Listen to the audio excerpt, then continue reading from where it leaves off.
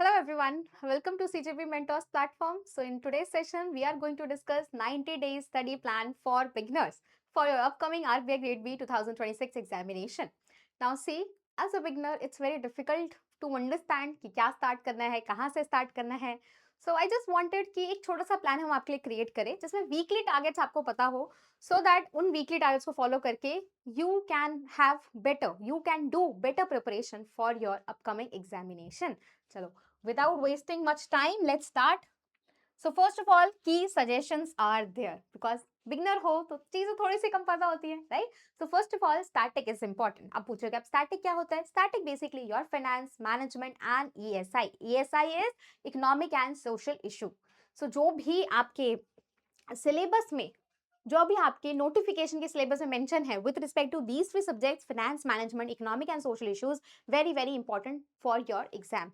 ठीक है, एग्जाम से ज्यादा इसलिए भी इंपॉर्टेंट है because if you guys have good understanding of the topics that are mentioned in your notification, so उससे क्या होगा, you guys are going to have better understanding and that understanding will help you to understand the news जो आप daily basis पे पढ़ने वाले हो. News समझने में हेल्प मिलेगी. देन उससे भी इंपॉर्टेंट है जब आप इंटरव्यू देने जाओगे, बिकॉज बिगनर हो तो क्या हुआ, इंटरव्यू नहीं दे सकते. मैंने अपने फर्स्ट अटेम्प्ट में इंटरव्यू दिया था, so I was also a beginner at that time, right? So ऐसा कुछ नहीं होता, बिगनर हो you guys can clear this exam also. But बस बात इतनी सी है, you just have to follow the right process. ठीक है, एक कंसिस्टेंसी से एक प्लान पकड़ो और उसको फॉलो करो. मैं नहीं कहती यही प्लान करना है, जो प्लान आपके हिसाब से बेस्ट है आपके लिए, फॉलो दैट प्लान डिलीजेंटली. ठीक है, एंड अगर एक एक कीवर्ड का अच्छा अंडरस्टैंडिंग हो गया, इंटरव्यू में बहुत अच्छा होगा. इंटरव्यू में basically you will have that confidence कि ठीक है, कुछ भी पूछ ले मुझे तो आता है. कैसे आता है? Because you have read the static topic well. Okay, now the next point is that management is the most scoring and the most easiest subject. Specifically और मैनेजमेंट देखो फेस टू में पूछा जाता है, फिर भी management is the most scoring and it is the most easiest. But the problem is हम इसको इग्नोर करते हैं. हमें लगता है मैनेजमेंट आसान है, बाद में कर लेंगे. नो, कंप्लीटेड ना, जब पता है इतना इंपॉर्टेंट है, इतना स्कोरिंग है, then why not to do it early. अगर हम पहले कर लेंगे, so we can revise that particular topic multiple times, right? Then the third suggestion is do not fear quant and reasoning. I have seen बहुत सारे बच्चे सिर्फ RBI का प्रिपरेशन इसलिए नहीं करते क्योंकि उनको लगता है क्वांट रीजनिंग बहुत मुश्किल है, हम नहीं कर पाएंगे. अरे you can do it. Why? Because अभी हमारे पास टाइम है. वी हैव 3 to 4 months इन हैंड. अगर 3 to 4 months है तो you guys can put a lot of efforts, right? So quant and reasoning से डरने की जरूरत नहीं है. You just need right strategy. You just need to practice a lot. मेरा ये मानना है, प्रैक्टिस करते रहोगे तो देखना मैजिक होगा. मैजिक होने के लिए पर हमें पहले मेहनत करनी पड़ती है. We have to follow the process first, then only magic is going to happen. Magic ऐसे बैठे बैठे नहीं हो जाता. ठीक है, सो डरना नहीं है क्वांट एंड रीजनिंग से. It is manageable, it is doable. अब तो एग्जाम भी पहले से आसान हो गया, so you don't need to worry a lot. We all can manage it together. Now the fourth suggestion is current affairs is bulky. Yes, I can understand current affairs is bulky, but yes, we can manage it if we are managing it smartly. I will tell you in this video कि कितने month का current affairs करना है. Then you guys will be like कि ma'am इतना इतना करना है तो हम आराम से कर लेंगे. You can manage it, but the problem is students के साथ क्या होता है, वो सोचते हैं नहीं नहीं हम तो 7 महीने का पढ़ेंगे, हम 6 महीने का पढ़ के जाएंगे, हम 8 महीने का पढ़ के जाएंगे. उसके चक्कर में कंफ्यूजन होता है. फिर हम तो सारी रिपोर्ट पढ़ेंगे, जितनी भी कोई भी ऑर्गेनाइजेशन रिलीज करी ना हम सब पढ़ेंगे. ऐसे नहीं करना होता है. You have to plan, you have to read current affairs strategically. You have to read only the most important things जिसका ज्यादा रेलेवेंस है, जिसके ज्यादा चांसेस है. जैसे हर साल पीआईबी से 10-12 क्वेश्चन आते हैं, देन अगर मुझे पता है 10-12 क्वेश्चन आते हैं, then I am not going to ignore PIB. मुझे पता है कि करंट अफेयर्स का 6 महीने से पढ़ने का कोई फायदा नहीं होता, क्योंकि जो एग्जाम के पहले के 3 मंथ होते हैं मैक्सिमम क्वेश्चन वहीं से आते हैं. So why to read 6 month of current affairs? समझे? तो ये वाली कुछ कुछ चीजें होती है जो लोग करते हैं, फिर वो कहते हैं करंट अफेयर्स बहुत बल्कि है. बल्कि नहीं है. It's just you need to understand कि कौन सा करंट अफेयर्स कब करना है, कौन से मंथ का हमें प्रायोरिटी पे रखना है. ओके, देन बिगनर्स हो तो इसलिए कहूंगी please read everything with curiosity, because curiosity is important. Otherwise you guys will be like ma'am इतना सिलेबस है कैसे मैनेज होगा. सब हो जाएगा. आपने देखा होगा अगर आप रात भर बैठ के नेटफ्लिक्स पे वेब सीरीज देख रहे होते हो तो क्या बोर होते हो? नींद आती है? नहीं आती है. वाई? बिकॉज आपके इंटरेस्ट का है. सो ऐसे ही अगर पढ़ाई में भी थोड़ा सा इंटरेस्ट दिखाओगे, अच्छा गवर्नमेंट ऐसा कर रही है तो क्यों कर रही है, अच्छा आरबीआई ने इनिशिएटिव लिया तो क्यों लिया, अच्छा आपने कहीं पे टर्म पढ़ लिया CRR, then you should read it कि ठीक है व्हाट इज सीआरआर. है ना, आपको पता होना चाहिए बेसिक चीजें. इतनी क्यूरियोसिटी के साथ पढ़ो कि अच्छा ये कह रहे हैं, अच्छा गवर्नर ने ऐसी बात क्यों बोली थी, अच्छा अगर एमपीसी मीटिंग में स्टैंड्स की बात हुई थी तो what is the meaning of this particular stands. अच्छा रेपो रेट की बात करें तो रेपो रेट है क्या पहले तो, right? So have this curiosity in your mind.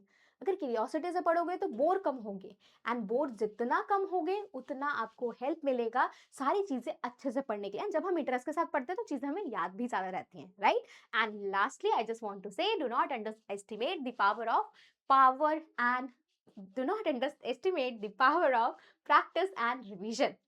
Practice and revision. Now why I'm focusing on these two terms only, practice and revision? Because अभी मैंने आपको बोला कि क्वांट रीजनिंग में ना सब लोग ज्यादा डरते हैं, सो उस डर को हटाने के लिए only practice can help you to beat that fear of quant and reasoning. So practice a lot, जितना प्रैक्टिस करोगे उतनी क्लैरिटी आएगी, उतना कॉन्सेप्ट मजबूत होते जाएंगे। So practice more everyone. Then revision, because अभी हमने बात किया कि करंट अफेयर्स तो बहुत बल्कि होता है, सबको लगता है इतना बल्कि है, how we gonna manage it? You can manage it if you are focusing on specific months of current affairs and revising the same content multiple times. So that's why revision is also very, very important. These are the two things. कुछ भी कर रहे हो, quant reasoning पढ़ रहे हो ना, but practice जरूर करो, ठीक है। करंट अफेयर्स पढ़ा पुराना तो सॉरी नया करंट अफेयर्स पढ़ा तो पुराने को रिवाइज जरूर करना है, ठीक है, because these are the two things that are very very important for your exam. Okay, चलो। Then there are rules, because you guys are full time aspirant, आपके पास टाइम क्रंच नहीं है ना, तो कम से कम 6 घंटा तो पढ़ सकते हो, कम से कम इतना तो मुझे लगता है पढ़ लोगे। इतना तो मैं भी पढ़ लेती थी यार, मैं बहुत ही ऐसे बहुत एवरेज स्टूडेंट जिसको पढ़ने में मन भी कम लगता था, still I used to study for 6 hours a day. You guys can easily study for 6 hours a day, है ना, ये रूल है, इतना सा फॉलो कर लेते हैं, अगले 4 से 5 महीने एग्जाम हो जाएगा, सॉर्टेड है, सिलेक्शन हो जाएगा, उसके बाद पढ़ना नहीं पड़ेगा ज्यादा, है ना। Then read 2 phase 2 subjects a day. So जो हमने प्लान बनाया उसमें हमारा प्लान का सिंपल सा मकसद ये है कि 6 घंटे आपके होंगे दिन के, 6 आवर्स होने वाले हैं, 6 आवर्स में से you guys are going to give around 4 hours, you can say around 3 to 4 hours for your phase 2 subjects, in which you are going to read finance first। finance के साथ पहले हम आसान सब्जेक्ट पढ़ेंगे मैनेजमेंट, ठीक है। सो आपको अराउंड 4 घंटे किसको देना है, मैनेजमेंट और फाइनेंस को देने होंगे स्टार्टिंग में। Then around 2 hours you have to give to quant and reasoning, ठीक है।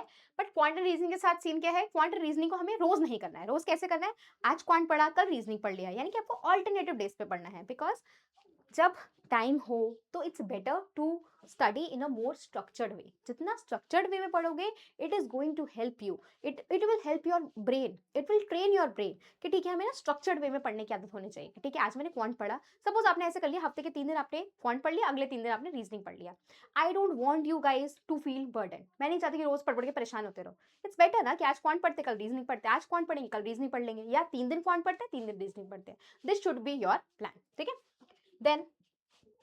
Then try to achieve weekly targets. Weekly targets are provided in this video to help you guys better, to streamline your preparation better, and कोशिश करो achieve करने की।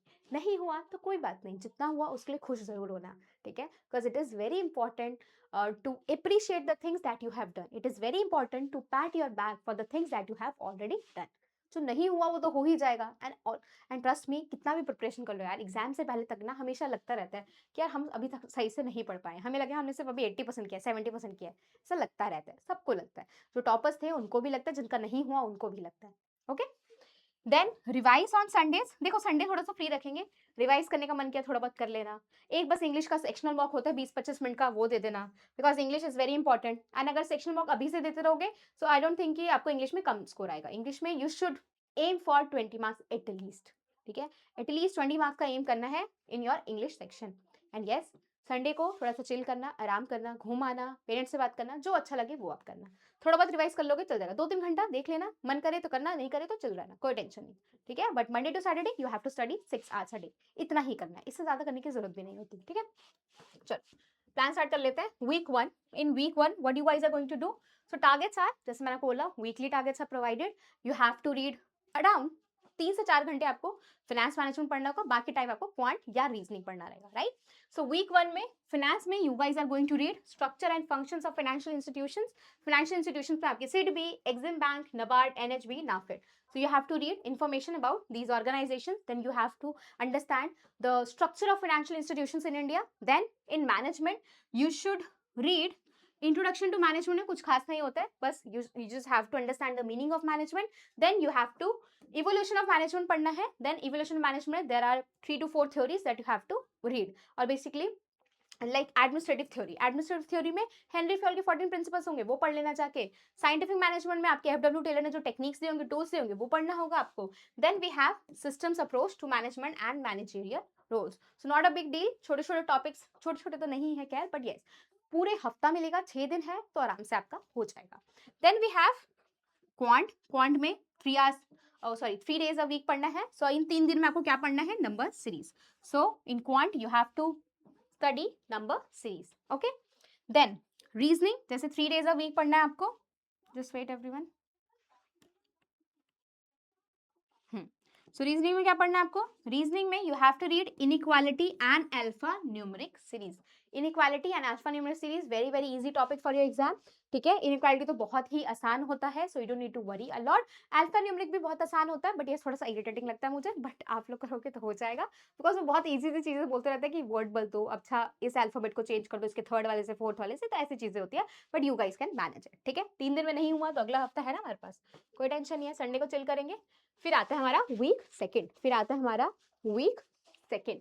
सो week second में क्या पढ़ना है हमें? Very very important, that is functions of Reserve Bank of India. So finance पढ़ना है, टॉपिक क्या पढ़ना होगा? Functions of Reserve Bank of India, recent development in global financial system and its impact on Indian financial system. ये topic वैसे इतना बड़ा नहीं होगा, function of Reserve Bank of India is bit long, other things are very simple, just read development in global financial system में global financial crisis पढ़ लेना, because अब वो सिलेबस से तो हट गया है, बट वो पूछा जाता है एग्जाम में कभी कभी।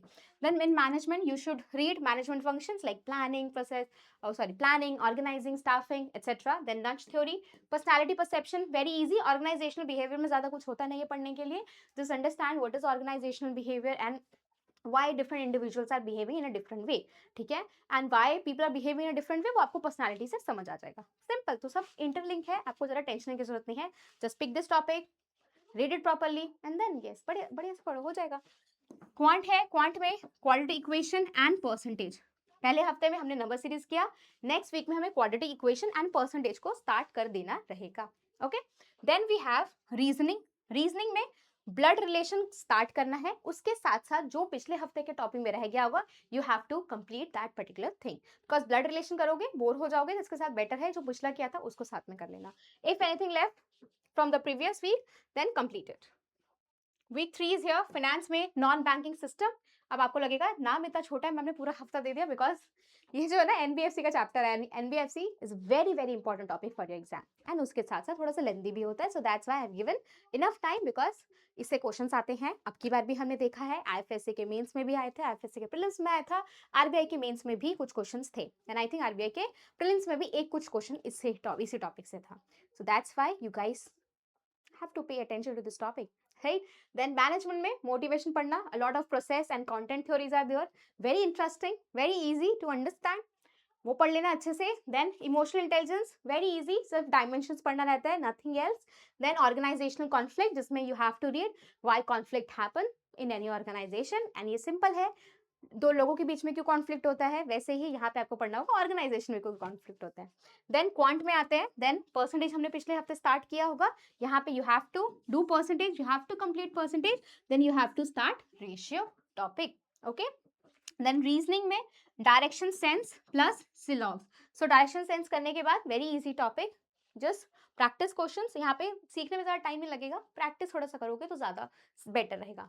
Practice more number of questions, then उसके साथ सिलॉग्स भी आपको स्टार्ट कर देना है, because syllogisms very very important topic. Every year we are having a lot around 5 questions in RBI grade B prelims examination. Direction sense से भी हर साल एक क्वेश्चन आता ही है 2 से 3 नंबर का। अभी तक हमने नंबर सीरीज देखा था क्वांट में, चलो मैं एक बार तुम्हें वेटेज भी बता देती हूँ ताकि तुम लोग को ज्यादा क्लैरिटी रहे। हाँ, नंबर सीरीज हर साल 4 से 5 क्वेश्चन, हर साल गारंटेड है 4 से 5 क्वेश्चन आ ही रहे हैं। किसी साल नहीं आते 5 क्वेश्चन तो 3 तो आते ही आते हैं, so that's why I have picked these topics। Inequality से हर साल 1-2 क्वेश्चन आता है, बट इनइक्वालिटी बहुत आसान था, that's why मैंने आपको पहले हफ्ते में, ताकि हमें झटका नहीं लगना चाहिए ना, इतनी सारी चीजें पढ़ रहे हैं फिर उसके बाद ये भी स्टार्ट कर दिया। सो हर साल 1 से 2 क्वेश्चन आते हैं, वेरी इजी। अल्फा न्यूमेरिक से भी 2 क्वेश्चन आ जाते हैं, सो कुल मिला के दोनों टॉपिक से मिला के आपके 4 से 5 क्वेश्चन होते ही हैं आपके एग्जाम में, ठीक है। Then we have quadratic equation, almost हर साल, एक साल आई थिंक यस 2024 में क्वाड्रेटिक इक्वेशन से क्वेश्चन नहीं था, बाकी हर साल 3 क्वेश्चन क्वाड्रेटिक इक्वेशन के आते ही आते हैं। एंड जब भी कुछ भी पढ़ रहे हो तो बेसिक से लेके में पीओ के मेंस लेवल तक पढ़ लिया करो। देन उसके बाद परसेंटेज रेशियो इसलिए सीखना है so that you guys can attempt data interpretation better, because हर साल 15 क्वेश्चन डेटा इंटरप्रिटेशन के आते हैं, जिसमें से एक डीआई आसान होता है जो आप आराम से सॉल्व कर सकते हैं, बट बिना परसेंटेज और रेशियो के नहीं कर पाएंगे। Okay, then we have reasoning 3 days a week. Blood relation हर साल इससे 2 से 3 क्वेश्चन आते हैं, कभी कभी तो पजल में इसको बना के भी पूछ लेते हैं तो मुश्किल हो जाता है, बट इजी क्वेश्चन कभी कभी आते हैं तो you guys can solve that thing, but हर साल 1 से 2 क्वेश्चन देखे जाते हैं। ठीक है, नाउ यहाँ मैंने बोला सिलॉक्स 5 क्वेश्चन हर साल आए हैं, रिकॉर्ड है अभी तक का। डायरेक्शन सेंस हर साल 2 से 3 क्वेश्चन, वेरी इजी, बिकॉज आपको पता है रीजनिंग में 60 क्वेश्चन आते हैं तो इसलिए बहुत सारे क्वेश्चन होते हैं।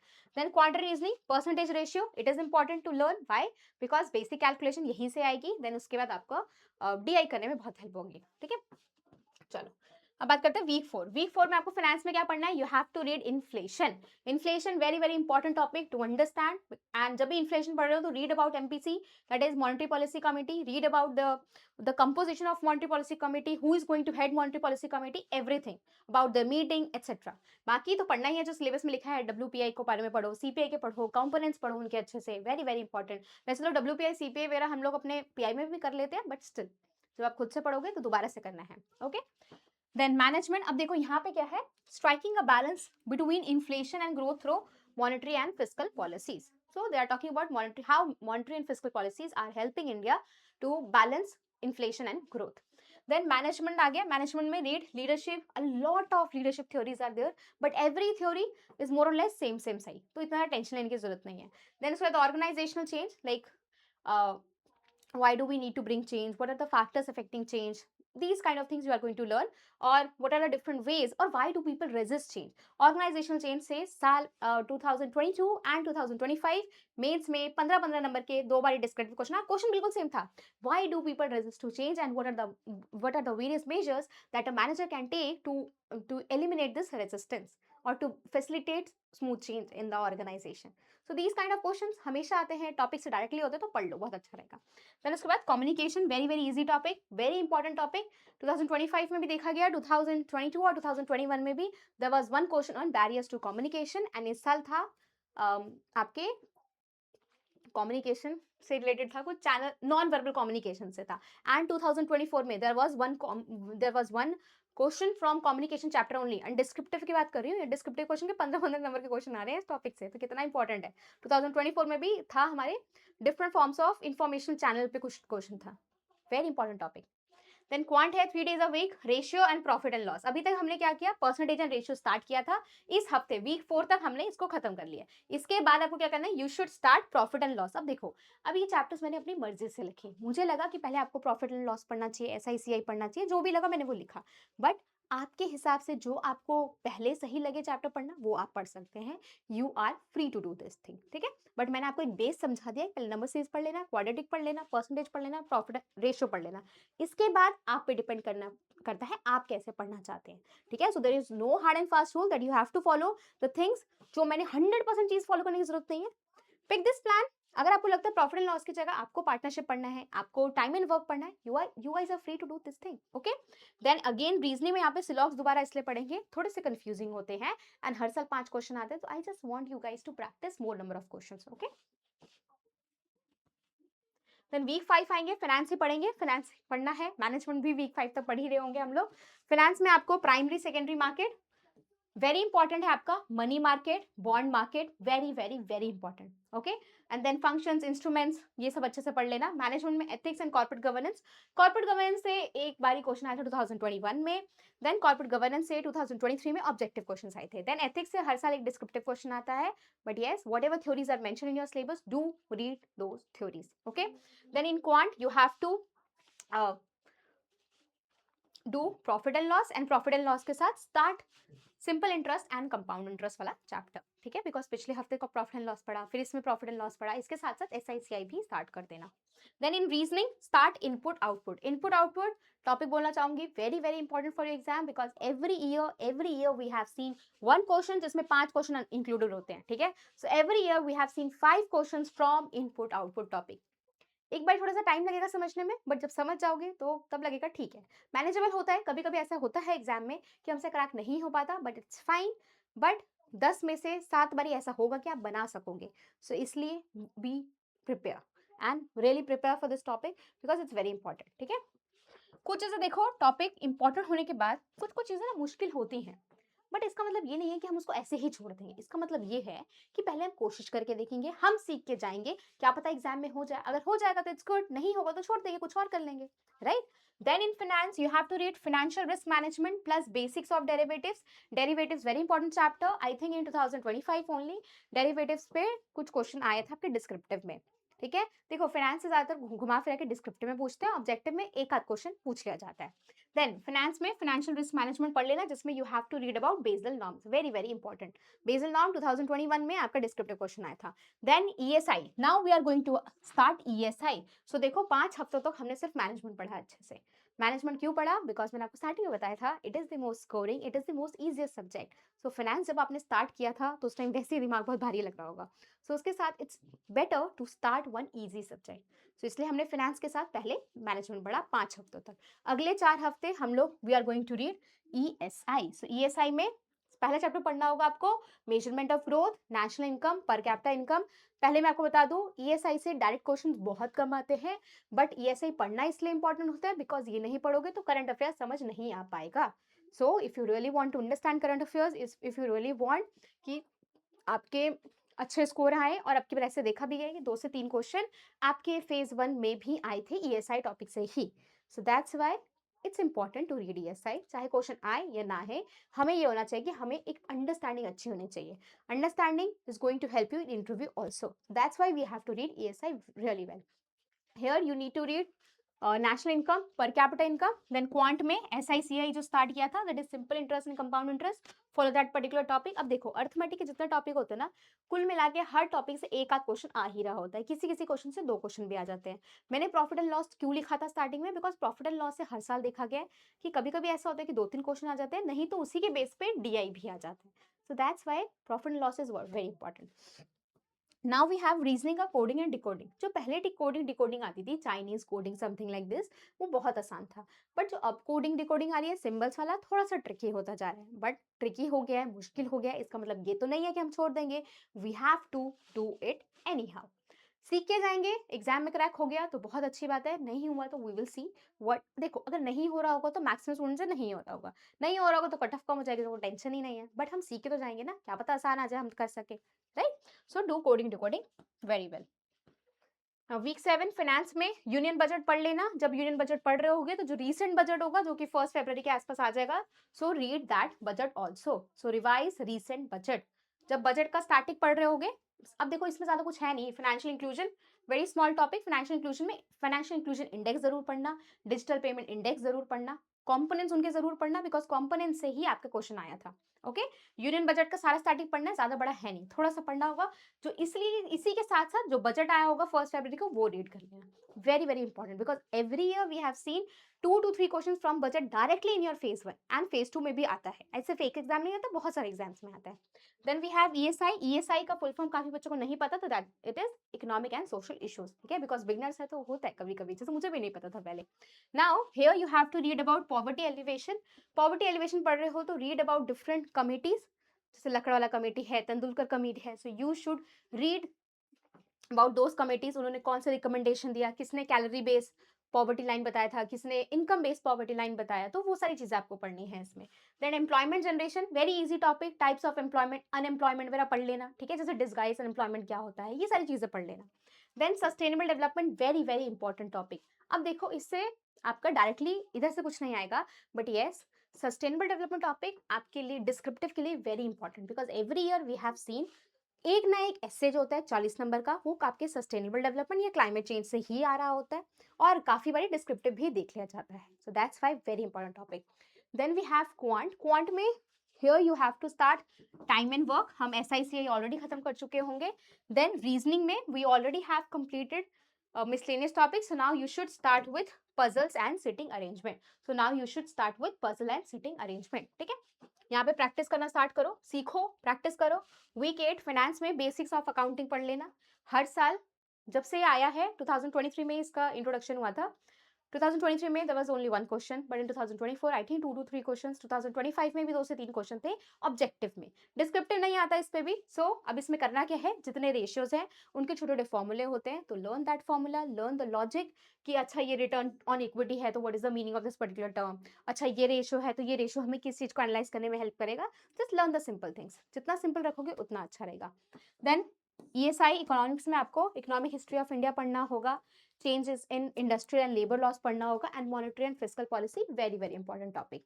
देन क्वांट पे आते हैं, पार्टनरशिप पढ़ना, टाइम स्पीड एंड डिस्टेंस पढ़ना। पिछले हफ्ते आपने टाइम एंड वर्क किया था, तो अब यहाँ पे पार्टनरशिप छोटा सा टॉपिक होता है, ये एक दिन करके आप time speed and distance start कर सकते हो, जिसमें साथ साथ पार्टनरशिप के क्वेश्चन प्रैक्टिस कर लेना।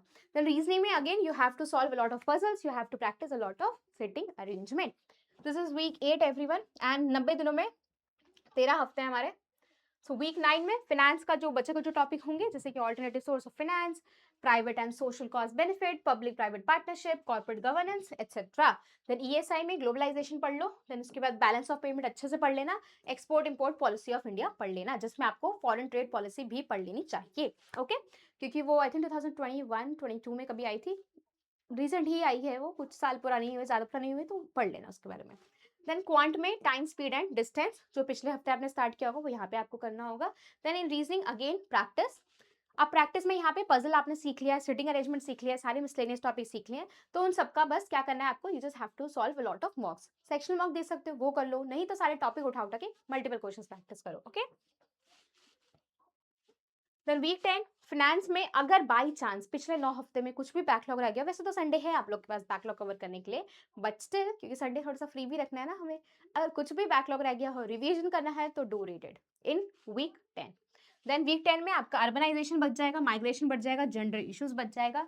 These three topics are also very important from descriptive perspective, because हर साल descriptive में एक ना एक टॉप जेंडर इश्यूज तो हर साल आता है, माइग्रेशन अर्बनाइजेशन में घुमा फिरा के कभी ये पूछ रहे हैं कभी वो पूछ रहे हैं, so very important. Then quant में स्टार्ट प्रैक्टिसिंग डेटा इंटरप्रिटेशन। ठीक है, अभी हमने कुछ कुछ टॉपिक अपने दो चार कर लिए अर्थमेटिक के, now start practicing data interpretation, DI very important. Every year around 15 questions, but ये होता है कि 15 क्वेश्चन डुएबल नहीं होते हैं, दो डीआई मुश्किल होती है, एक आसान होती ही होती है। तो यानी कि आप कह सकते हो कि 5 questions are doable from this particular topic. अगर डीआई कर लोगे तो 5 क्वेश्चन तो यहीं से हो जाएंगे। So that's why start practicing DR from this particular week. ठीक है, रीजनिंग में do the same thing, practice. अब ये हो गया, अब यहां तक हमने क्या किया, यहां तक आपने देखा होगा, आप कहोगे मैम आपने करंट अफेयर्स की तो बात ही नहीं करी। देखो, जब हम अपना फाउंडेशन बना रहे हैं तब करंट अफेयर्स अगर हम कुछ टाइम नहीं भी पढ़ेंगे then it's fine, it's not like कि आपको करंट अफेयर्स स्टार्टिंग से ही पढ़ना होता है, क्योंकि करंट अफेयर्स का प्रॉब्लम ये भी होता है कि उसका हम रिकॉल नहीं कर पाते हैं, उसके हम याद नहीं रख पाते, कुछ चीज़ें हम भूल जाते हैं, है ना। सो वो चीज़ें इट्स बेटर ना कि जो चीज़ इतने टाइम से पढ़ोगे तो भूल ही जाओगे। So it's better to start current affairs from March end और from March month only, March से स्टार्ट करो। फिर तब क्या होगा, आपका फाउंडेशन तैयार है, you already have read finance, you already have read management, you already have read ESI, you have revise a lot of thing, right. You have already practice quant and reasoning. आप सोच के देखो कितना magic है कि quant and reasoning के मोटे मोटे टॉपिक्स हो चुके होंगे, हर संडे आप छोटे छोटे इंग्लिश के मॉक भी लगा रहे होंगे। सो अभी तक आप बहुत अच्छी सिचुएशन में हैं, यानी कि जब आपका वीक 11 आएगा यानी कि अराउंड मार्च, तो आप इतने टेंशन में तो हो गए नहीं, आपको लगेगा ठीक है यार, now I have time, I can read current affairs, quant reasoning तो मेरा हो ही रखा है, I just need to practice it, simple, right. So current affairs कब से पढ़ना है आपको, जैसे मैंने आपको बोला था कि थोड़ा सा क्लैरिटी लेंगे हम, जान मन से करंट अफेयर्स आप स्टार्ट कर सकते हैं। बट येस, अगर मैं ये कहूंगी क्योंकि मार्च तक ही आपका शेड्यूल चलेगा, उस टाइम तक अगर लग रहा है कि एग्जाम मई में हो रहा है, then start from Jan month. अगर पता लग जाए कि exam is not happening in the May month, then इस मंथ को आप शिफ्ट कर सकते हो फेब्रुवरी या मार्च में भी, ठीक है। This month can be shifted, but for PIB and for circulars, start from January month only, because it is very important. PIB, circulars, start from Jan month, and budget मैंने आपको पहले पढ़वा ही दिया था, तो you just have to read economic survey here. Then उस time तक RBI की रिपोर्ट आ चुकी होगी, आरबीआई की वैसे रिपोर्ट ट्रेंड्स एंड प्रोग्रेस वाली आ ही चुकी होगी, so do read this report. Then उसके बाद फाइनेंशियल स्टेबिलिटी रिपोर्ट, उस टाइम की जो रिपोर्ट है, अभी देखो फाइनेंशियल स्टेबिलिटी रिपोर्ट साल में 2 बार आती है, एक दिसंबर में आती है, एक जून में आती है। So there are higher chances जब आपका एग्जाम होगा उसके पास में फाइनेंशियल स्टेबिलिटी रिपोर्ट आएगी। सो अभी जो दिसंबर वाली है उसको थोड़ा सा रोक के रखो, अवॉइड करो, ठीक है। उसके साथ में आरबीआई की बहुत सारी रिपोर्ट आती है, सब करने की जरूरत नहीं होती, आरबीआई की एनुअल रिपोर्ट करो, एफएसआर करो, ट्रेंड्स एंड बैंकिंग करो, that's it. Don't go for an number of reports, because दिमाग का भरता बन जाता है इतने सारे फैक्ट्स पढ़ते पढ़ते। So it's better to focus on few things and हमेशा याद रखो यार 100% चीज़ें तो नहीं हो सकती, कुछ तो छूटेगा ही छूटेगा। So it's better to focus on 80% of things and उसको इतना अच्छे से करो कि आपका एग्जाम क्लियर हो जाए, बिकॉज एग्जाम कभी भी 100% पढ़ने से नहीं होता। एग्जाम क्लियर तभी होता है जब आपने कुछ चीज़ें बहुत अच्छे से पढ़ी हो, तब हो जाता है। ओके, बट येस शर्त यह है कि जो कुछ पढ़ा है वो रेलेवेंट पढ़ा होना चाहिए। जैसे कि अगर आप 7 महीने के करंट अफेयर्स पढ़ लोगे तो वो रेलेवेंट नहीं है, वो एफर्ट आपने सही डायरेक्शन में डाला। बट अगर आपने 7 महीने के सर्कुलर्स पढ़ लिए देन फिर भी वो एफर्ट आपका राइट डायरेक्शन में माना जाएगा। ठीक है, देन जो reports and indexes international national institutions निकालती हैं, बिकॉज जैसे कि हमने देखा है global gender gap, human development report, इन सब से हर साल फेज 1 फेज 2 में क्वेश्चंस आते हैं। So it is important exam से पहले जो जो रिपोर्ट आती जाए वो पढ़ते जाना। देन उसके बाद do practice of data interpretation and questions of each chapter. अब ये नहीं है कि एक बार चैप्टर करके छोड़ देना है, नहीं, अभी टाइम मिला ना आपको, क्या करोगे इस टाइम में? Start practicing a lot of questions, जितना प्रैक्टिस करते जाओगे उतना क्वांटिटी रीजनिंग आपका अच्छा होता जाएगा। Then at last give full length mock test to check your prep. अब देखो इस टाइम पे ऐसा हो सकता है कि आपके मार्क्स बहुत अच्छे नहीं आएंगे, बिकॉज अभी आपने करंट अफेयर्स इतना अच्छे से नहीं किया होगा। बट आपको उस टाइम पूरे मार्क्स पे ध्यान नहीं देना है, you should just focus on quant reasoning and English score, कि how I am doing in these subjects, because ये सब्जेक्ट तो आपने पहले पढ़े हैं ना इतने दिन से, right? So full length mock test देना है just to check your quant reasoning English preparation. And trust me, अगर आपने ढंग से पढ़ा होगा, प्रोसेस सही से फॉलो किया होगा, and if you guys are practicing a lot, then यहाँ पे आपको निराशा नहीं होगी, you guys will be super happy. ठीक है, finally I have putted my efforts in the right direction only. Okay, चलो that's it for this particular plan and thank you so much for watching this video. And I just want to say देखो सब बहुत अच्छा होगा and सब बहुत अच्छा होता है। You just have to trust yourself, just trust your destiny. कितने बच्चे बोलेंगे मेरी तो किस्मत खराब है, नहीं मेरे वैसे दिस थिंग, किस्मत बहुत अच्छी है आप लोगों की। ठीक है, just appreciate the things that you guys have and trust yourself. All the very best, सब बहुत अच्छा होगा, God bless you all. Yes, for this plan to streamline your preparation in the right direction, all the very best.